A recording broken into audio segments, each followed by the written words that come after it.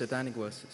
And as a Muslim, nobody would have liked that book. So what do you think Imam Qumainee did was, what he did was correct, asking for the people for fatwa?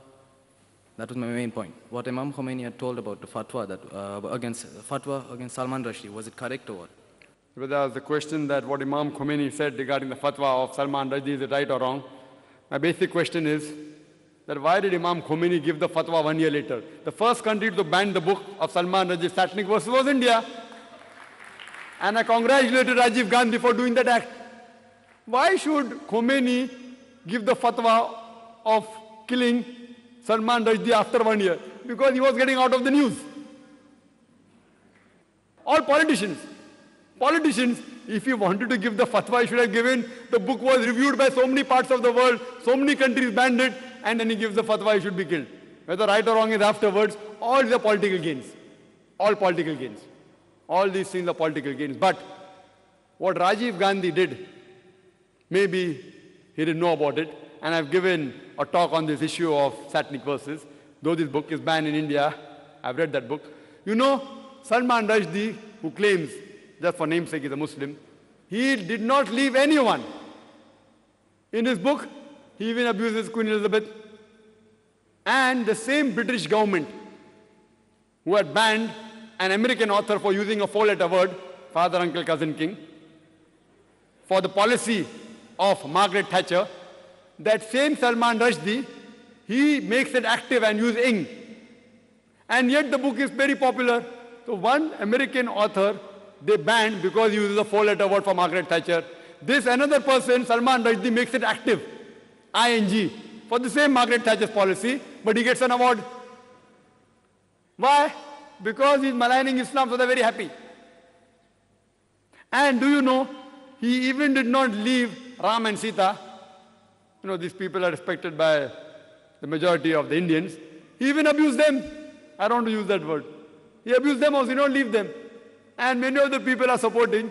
So maybe Rajiv Gandhi didn't know, but later on if you read that book, you realize he did not leave anyone.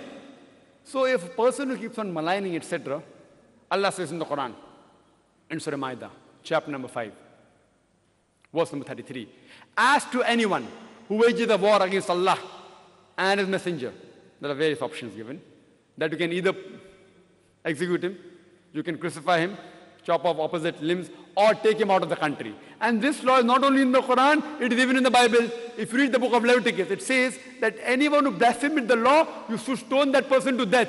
Even a passerby who is a stranger should stone that person to death who blasphemes the law.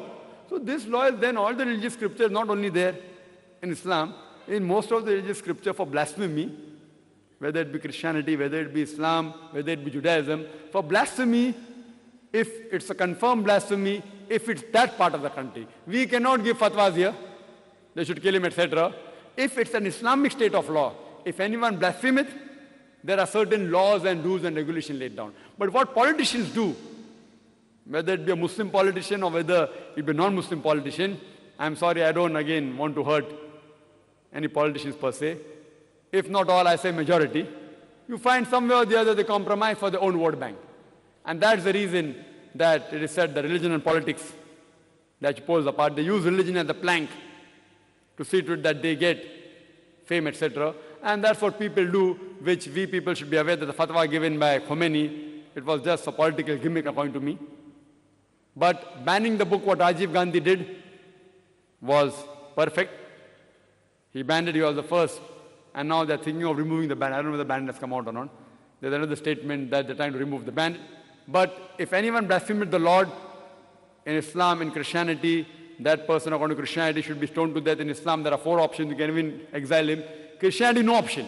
Christianity, only stoning to death. In Islam, there are 4 options you can choose. In Christianity, you have to stone that person to death. Hope that answers the question.